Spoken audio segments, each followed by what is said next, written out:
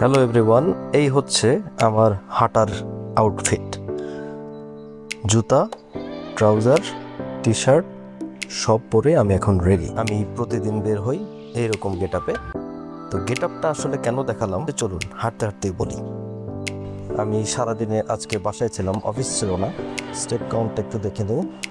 এমনিতে 4,500 থেকে 5,000 পর্যন্ত হয়। আজকে স্টেপ কাউন্ট হচ্ছে almost 2,000। It is not fine.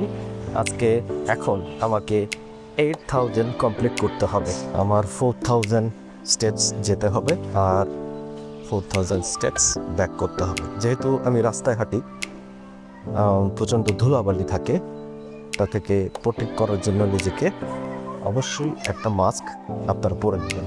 Okay, come to the point.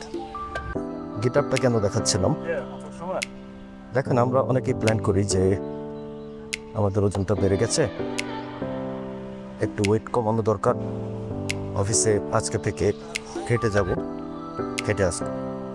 দেখেন এই জিনিসটা আপনি করতে পারেন, কিন্তু আপনি কিন্তু আপনার হাঁটাটা এনজয় করবেন না। কেন? সবসময় এটা চিন্তা করতে থাকবেন আপনার শার্টটা হয়তো বা ভিজে যাচ্ছে, এই শার্টটা পরে আপনি অফিস করবেন কীভাবে?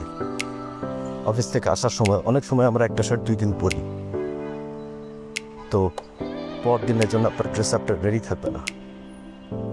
আর আপনি যদি প্রতিদিন সময় করে হাঁটার জন্যই বের হন, রেডি হয়ে জুতো পরে, স্পেশাল জুতো পরে হাঁটার জন্য, তাহলে আপনি হাঁটাটাও এনজয় করবেন এবং সেটা আপনার বেশি কাজে লাগবে। আমার মনে হচ্ছিল টিপটি আপনাদের সঙ্গে শেয়ার করি। আমার টার্গেট হচ্ছে 10,000 হয়ে গেলেই ব্যাক। ওকে এভরিওয়ান, তাহলে হাঁটতে হাঁটতে অনেক কথা হবে। আজকের মতো এখানেই টাটা, সি বাই।